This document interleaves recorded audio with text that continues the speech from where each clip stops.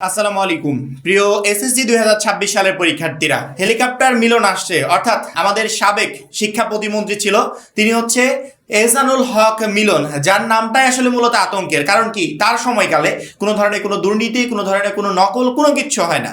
এইবার বিএনপি থেকে সংসদ সদস্য নির্বাচিত হওয়ার পর থেকে তার নামটা সব কিছুর আলোচনাতে আসছে, সেটা এসএসসির গ্রুপ হোক, এইচএসসির গ্রুপ হোক বা অন্যান্য যে কোনো ক্ষেত্রে হোক, যে তাকেই আমরা শিক্ষামন্ত্রী হিসেবে চাই। কারণ উনি থাকলে কোনো ধরনের কোনো নকল করতে পারবে না। মাত্র 310 টাকায় যারা এখনো আমাদের এসএসসি 26 টার্গেট প্লাস কোর্সে যুক্ত হয়নি, খুবই দ্রুত করো। কারণ কি, একটা মাত্র কোর্সে তুমি সকল সাবজেক্টের এ প্লাস সাজেশন পাচ্ছ, পিডিএফ আকারে বিগত 5 বছরের বোর্ড এমসিকিউ উত্তর সহ পাচ্ছ পিডিএফ আকারে, প্রত্যেকটা সাবজেক্টের প্রত্যেকটা চ্যাপ্টার অ্যানালাইসিস করা, জ্ঞানমূলক অনুধাবনমূলক প্রশ্ন উত্তর পাচ্ছ পিডিএফ আকারে, প্রত্যেকটা চ্যাপ্টার অ্যানালাইসিস করা, সংক্ষিপ্ত প্রশ্ন উত্তর পাচ্ছ পিডিএফ আকারে। এছাড়া গ্রামার অংশে শর্টকাট টেকনিক, লিখিত অংশে শর্টকাট টেকনিক, পড়াশোনার রুটিন, এ প্লাস গাইডলাইন সবকিছু পাচ্ছ মাত্র এই একটা কোর্সে। সামনে সময় খুবই অল্প, এই জন্য যারা এখন আমাদের কোর্সে যুক্ত হন, এই স্ক্রিনে যে নাম্বারটা দেখতে পাচ্ছ, এই নাম্বারে 310 টাকা কোর্স ফি পাঠিয়ে এই নম্বরেই হোয়াটসঅ্যাপে আমাকে জানাবে ভাই কোর্স ফি পাঠিয়েছি, সাথে তোমাকে গ্রুপে যুক্ত করে নিব। তখন থেকে তোমার এই প্লাস প্রস্তুতি শুরু হয়ে যাবে। এহসানুল হক মিলন, কালকে আমি একটা ভিডিও দেখলাম তার, যে শিক্ষার্থীরা এখন থেকে আর কোনো নকল হবে না, ভালো করে পড়াশোনা করতে হবে। মানে উনি নিজে বলছে ওনার নামটা এতটাই আতঙ্কের যে উনার সময়কালে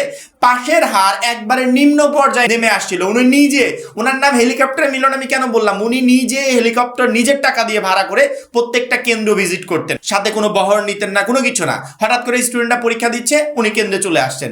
পরবর্তীতে কি একটা অবস্থা, যেগুলো নকল দেখেছে ডিরেক্ট কঠোর একটা পদক্ষেপ নিয়েছে, যে প্রিন্সিপালের এগেইনস্টে দুর্নীতি দেখেছে তাকে অ্যারেস্ট করেছে, স্টুডেন্টের ক্ষেত্রে কঠোর পদক্ষেপ নিয়েছে। সেক্ষেত্রে যদি উনি দায়িত্বে আসে, এই বছরের টোটালি যে একেবারে নকল মুক্ত, দুর্নীতি মুক্ত ভাবে পরীক্ষাটা হবে, এটা টোটালি 100% শিওর। এখন কথা হচ্ছে উনি দায়িত্বে আসবেন কিনা।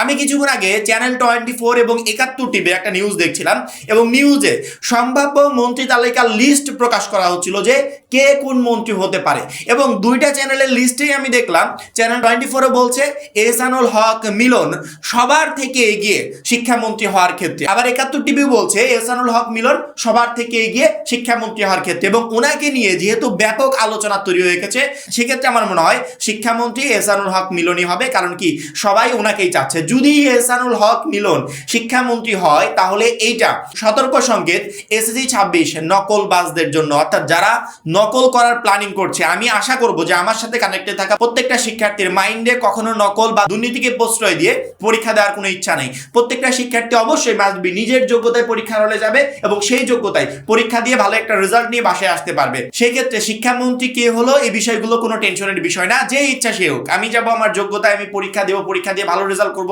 টোটালি আমার নিজের যোগ্যতায় করব।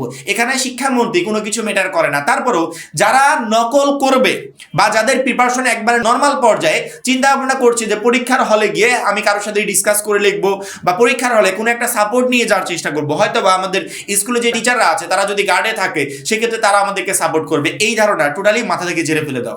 তোমার স্কুলের কোনো টিচার আপাতত যদি এহসানুল হক মিলন শিক্ষামন্ত্রী হয়, তোমাকে সাপোর্ট করতে পারবে না। তুমি কোনো ধরনের নকল সঙ্গে করে নিয়ে যেতে পারবে না। কারণ কি, টিচাররাই তো ভয়ে থাকবে যে তাদের দ্বারা যদি কোনো ধরনের কোনো দুর্নীতি হয়ে যায়, সেক্ষেত্রে কঠোর শাস্তি তাদের মুখোমুখি হতে হবে, এবং কি চাকরি পর্যন্ত চলে যেতে পারে। সেক্ষেত্রে কোনো টিচার তোমাকে হেল্প করবে না। পরীক্ষার হলে তুমি নকল নিতে পারবে না, পরীক্ষার হলে দেখা দেখি করে লিখতে পারবে না, কিচ্ছু না। এখনো 2 মাস সময় আছে। এখন 2 মাস আগে যদি আমি সতর্ক হই, নিজের মতো করে প্রিপারেশন নিই, সেক্ষেত্রে কিন্তু এসএসসি 26 পরীক্ষায় ভালো রেজাল্ট করা সম্ভব।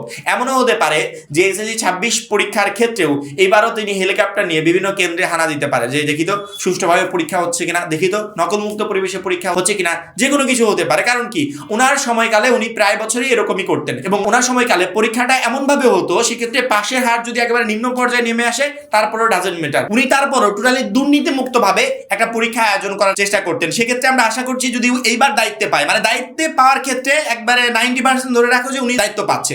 যদি উনি দায়িত্বে পায়, সেক্ষেত্রে যারা নকল করার প্ল্যানিং নিয়ে বা পরীক্ষায় কারোর সাথে ডিসকাস করে দেখবো, বা কারো হেল্প নেবো, টিচাররা আমাকে হেল্প করবে, এরকম চিন্তা ভাবনা নিয়ে পরীক্ষার হলে যাচ্ছে, তারা প্রচন্ড পরিমাণে ঝামেলায় পড়বে পরীক্ষার হলে। সেক্ষেত্রে প্রত্যেকটা শিক্ষার্থী জোরসোর গতিতে প্রিপারেশন শুরু করে দাও। কারণ কি, তোমার নিজের যোগ্যতায় তোমাকে পরীক্ষা দিতে হবে। তুমি যদি নিজে পড়াশোনা না করে ভালো প্রিপারেশন না নিয়ে পরীক্ষার হলে যাও, সেক্ষেত্রে ফাঁকা খাতা রেখে আসতে হবে। তারপরে তুমি অন্য কারোর সাথে ডিসকাস বা আলোচনা করে কোনো কিছু লিখতে পারবে না। এসএসসি পরীক্ষা যেহেতু আমাদের গুরুত্বপূর্ণ একটা পরীক্ষা, অর্থাৎ ফার্স্ট টাইম এরকম কোনো একটা বোর্ড পরীক্ষায় আমরা অংশগ্রহণ করতে যাচ্ছি, বিগত বছরে আমরা দেখেছিলাম প্রায় 6 লক্ষ প্লাস শিক্ষার্থী ফেল করেছিল।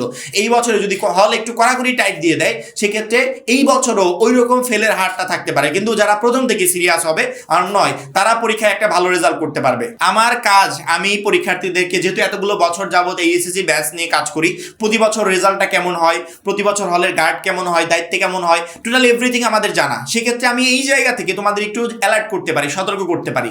এখন আমি 2 মাস আগে সতর্ক করছি, সেক্ষেত্রে একটা শিক্ষার্থী যদি আমাদের এই সতর্কবার্তার মাধ্যমে সতর্ক হতে পারে, তাহলে অবশ্যই সে পরীক্ষা ভালো রেজাল্ট করতে পারবে। আর যারা এখনো শুনবে না, যে ওনার বলার দরকার বললো, আমাদের শোনার দরকার শুনলাম, আদার্স কোনো কিছু না, তারাই গিয়ে পরবর্তীতে পরীক্ষায় একটা খারাপ রেজাল্ট করবে। এই জন্য প্রত্যেকটা শিক্ষার্থী সতর্ক হও, ভালো করে পড়াশোনা করো, ইনশাআল্লাহ এসএসসি 26 পরীক্ষায় তুমি একটা ভালো রেজাল্ট করতে পারবে। শুধুমাত্র এতটুকু বলতে পারি যে এই বছরের পরীক্ষা টোটালি নকল মুক্ত, দুর্নীতি মুক্ত ভাবে পরীক্ষাটা হবে। এই জন্য আমাদের এখন থেকে সিরিয়াস হয়ে সেই মতোই প্রিপারেশন নিয়ে পরীক্ষা হলে যেতে হবে। আর যারা এখনো আমাদের এসএসসি 26 টার্গেট প্লাস কোর্সে যুক্ত হওয়া নেই, খুবই দ্রুত যুক্ত হয়ে যাবে, কারণ তুই একটা মাত্র কোর্সই তোমাকে প্রত্যেকটা সাবজেক্টে এ প্লাস পেতে প্রচন্ড পরিমাণে হেল্প করবে। সবাই ভালো থাকবে, সুস্থ থাকবে, আল্লাহ হাফেজ।